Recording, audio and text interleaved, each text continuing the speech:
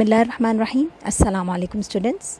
Today we are going to discuss about anti-epileptic drugs and definitely its pharmacology. But first of all, I would like to briefly discuss about epilepsy. Well, बच्चों, epilepsy is a condition characterized by recurrent episodes of seizures. और ये seizures क्यों होता है?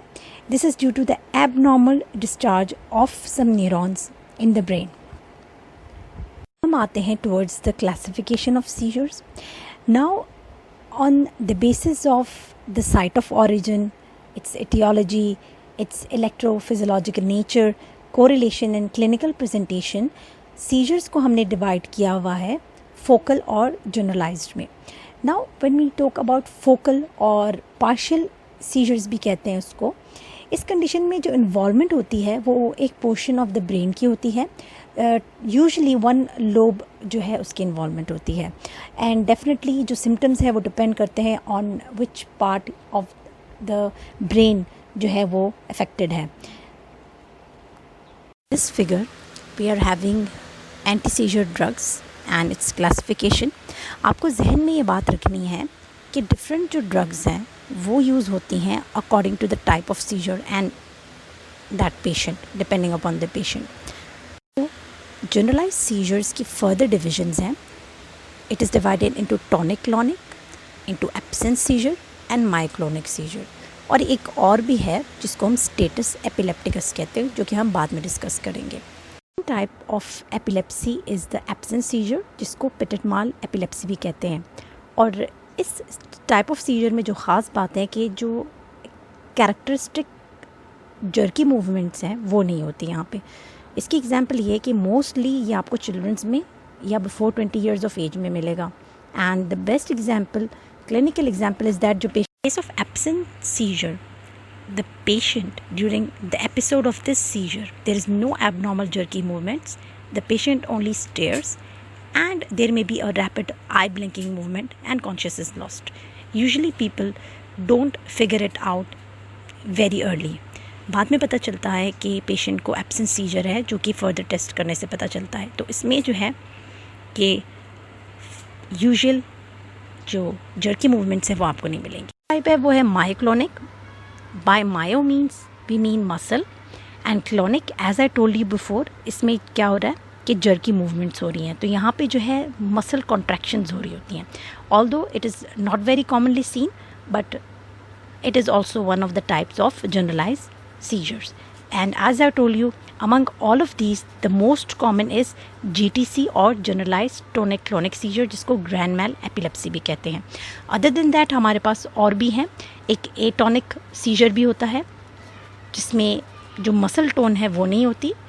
And the most important is status epilepticus. और status epilepticus is actually an emergency condition जिसमें जो episode of seizures हैं वो बहुत जल्दी रिकर होते हैं और उनके बीच में जो है एडिक्वेट रेस्टिंग टाइम नहीं होता. So students, in this figure actually this is about the experimental epilepsy in animals. इसका कॉन्सेप्ट बहुत क्लियर होना चाहिए सो दैट आपको रिलेट कर सकें mechanism of action and the drug use या मेडिसिनल यूज़ को. सो इसमें we should know that there are two classical methods to produce experimental epilepsy in animals, most commonly mice. या तो वो electrically induced होंगे या तो वो केमिकली इंड्यूस्ड होंगे. तो जो फर्स्ट एग्जांपल है आप देख सकते हैं कि यहाँ पे एक्यूट इंड्यूस्ड सीजर की एग्जांपल आई हुई है आइदर इलेक्ट्रिकली या chemically. So when we talk about electrically induced, electrically का मतलब है कि we give electric shock in the head of the mice so that seizures could be produced. So यहाँ पे लिखा हुआ है MES. So MES stands for maximal electroshock seizures. Now you know that MES stands for maximal electroshock seizure, which is a type of experimental induced epilepsy in animals. So इसमें ये जो MES induce किया गया है उस animal में उसको फिर हम ड्रग देते हैं. अब अगर वो ड्रग उसके इस एपिलेप्सी को एबॉलिश कर देगी तो we know that this type of drug is effective in this kind of epilepsy.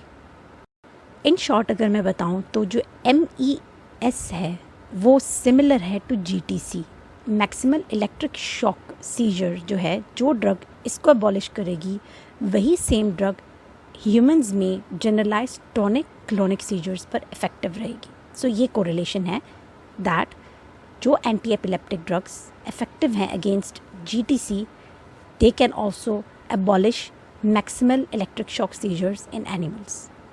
जो सेकंड है वो है PTZ, जिसको हम कहते हैं पेंटाइलिन टेट्राजोल. ये एक केमिकल है जो कि एडमिनिस्टर किया जाता है with the help of an injection, and as a result of this seizures develop in that mice. जो PTZ इंड्यूस्ड एपिलेप्सी है, it is similar to absence seizure in human. So any drug that is effective in petit mal seizure is also effective in PTZ induced seizure. तो ये इन दोनों का correlation है. ये actually students efficacy of a drug जो है उसको टेस्ट करने के लिए यूज़ किया जाता है कि कोई anti seizure drug experimentally induced seizure को कितना कंट्रोल करती हैं. Students, we have completed this first part related to the introduction of epilepsy. The next topic will be regarding the mechanism of action. If you have any questions regarding this topic, you can raise them.